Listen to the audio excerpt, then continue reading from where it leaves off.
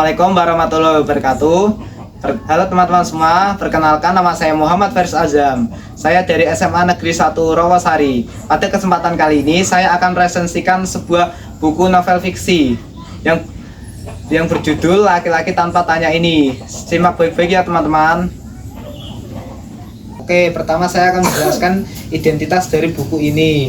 Buku ini berjudul Laki-laki Tanpa Tanya yang ditulis oleh Ismail Ahmad dan diterbitkan oleh Siap Publishing tahun 2024.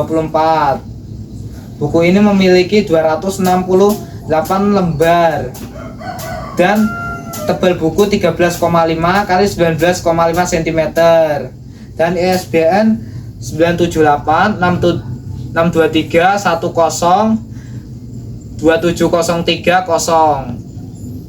Oke, yang kedua saya akan menjelaskan sinopsis dari buku ini. Buku ini adalah buku perdana ketiga dari sang penulis. Dan buku ini adalah hasil ciptaannya setelah ia merenungkan satu pertanyaan sederhana. Apakah masa tua sesunyi ini yang ia dapatkan dari pembelajaran singkat seorang temannya. Akhirnya si penulis terus mencari jawaban atas pertanyaan tersebut. Yang akhirnya penulis menemukan yang paling dekat, yaitu menjadi seorang ayah yang baik dan bertanggung jawab.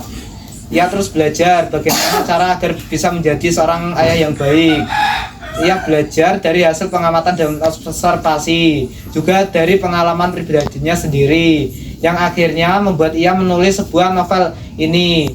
Novel yang berjudul Laki-laki Tanpa Tanya ini, yang ia kisahkan sendiri dari hasil pencarian jawabannya selama ini.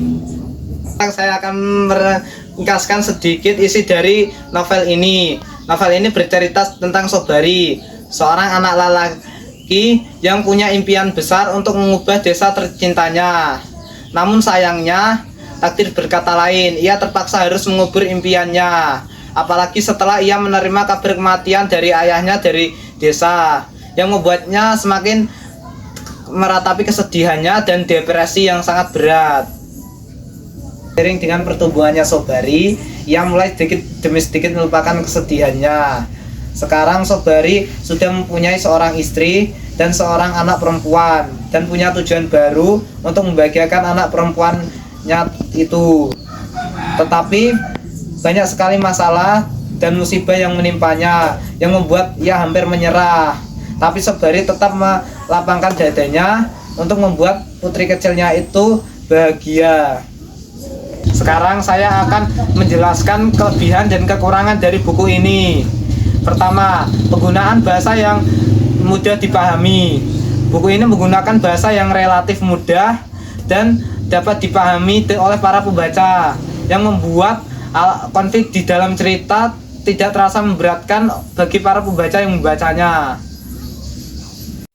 2. Terdapat pesan moral yang positif.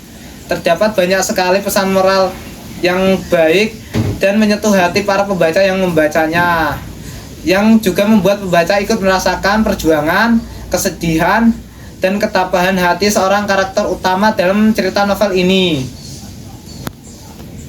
Sekarang kekurangannya. 1. Kesalahan pengejaan atau tipe. Saya menemukan sebuah kesalahan pengejaan pada satu lembar buku ini. Kesalahan terletak pada bab 6 pada halaman 39. Kata yang salah pengejaannya adalah membaca, yang harusnya ditulis membaca. 2. Alur cerita yang kurang mendalam dari karakter utama. Tidak ditampilkannya secara lebih lanjut bagaimana karakter utama, yaitu Sobari, menghadapi kesedihannya dan bagaimana perjuangan ia saat di Jakarta setelah kepergian ayahnya itu, yang membuat alur cerita terasa terlalu cepat. Alasannya pada bab 6 akhir ditutup dengan Bari yang sedang meratapi kepergian ayahnya. Cerita di bab selanjutnya langsung menampilkan Bari yang sudah dewasa dan tidak menampilkan bagaimana Bari menghadapi kesedihannya. Akhir, saya akan menjelaskan kesimpulan dari novel ini yang telah saya baca. Secara keseluruhan, novel ini adalah novel yang sangat bagus dan sangat saya rekomendasikan.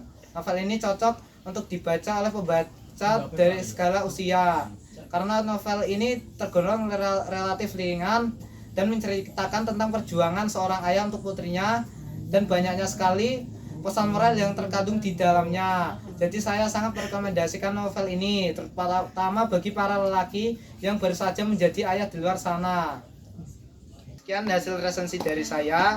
Terima kasih kepada teman-teman yang sudah menonton video ini dari awal sampai akhir. Saya minta maaf apabila ada kesalahan dalam tutur kata saya. Wassalamualaikum warahmatullahi wabarakatuh.